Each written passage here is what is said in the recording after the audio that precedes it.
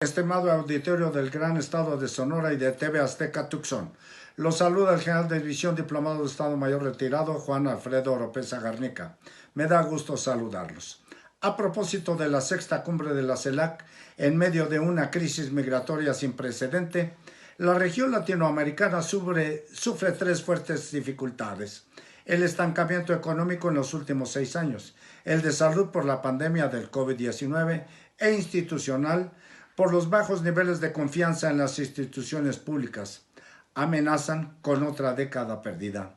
Según la CEPAL, el periodo 2014-2020 es el de más bajo crecimiento en 70 años, elevado por el cierre de las economías y mayores niveles de desigualdad. La crisis provocada por la pandemia llevaría a la pobreza a más de 28 millones de personas, superando los 200 millones en la región, equivalente a un 35% de la población.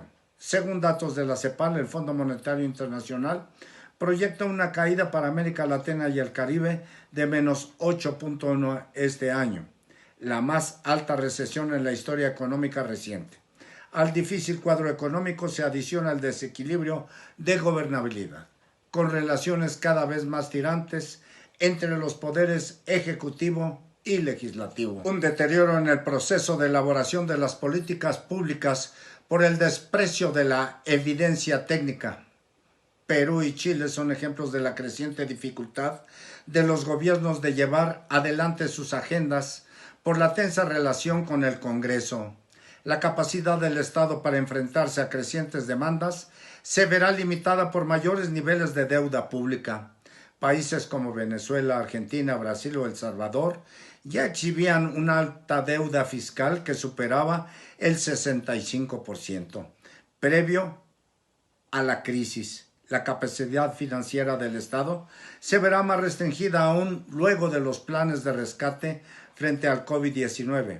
Según la CEPAL, El Salvador, Chile, Perú, Brasil y Paraguay han realizado los mayores esfuerzos fiscales como porcentaje del PIB, con mezcla de transferencias, subsidios y créditos con garantía del Estado, mientras otros países se han visto limitados por su baja capacidad de endeudamiento y ahorro. Las reformas del Estado han avanzado lento, con insuficiencias en las administraciones públicas para acometer los problemas de la región. La incapacidad del Estado se volvió adormilada en la década de 2000 por el alto precio de las materias primas. El cambio social de esa década de progreso significó un cambio en las demandas políticas, económicas y sociales que los gobiernos de la región no pudieron leer adecuadamente. Los analistas dicen que el principal riesgo político pone la alarma sobre la capacidad real del Estado para enfrentar las crecientes y complejas demandas de la ciudadanía en materias de salud, seguridad social, educación, seguridad pública y lucha contra los grupos criminales, frente a debilidades estructurales del Estado, la crisis de gobernabilidad y el empeoramiento de las condiciones derivadas de la pandemia.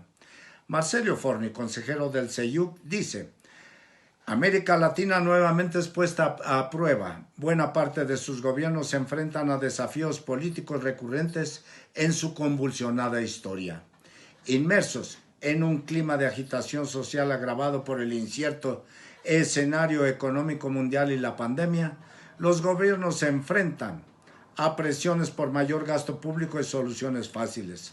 El populismo y la desconfianza en las instituciones, en especial en la capacidad del Estado de atender las demandas ciudadanas, comienzan a debilitar el Estado de Derecho y constituirse en un riesgo para la democracia. Los saluda con invariable respeto el general Juan Alfredo Oropeza.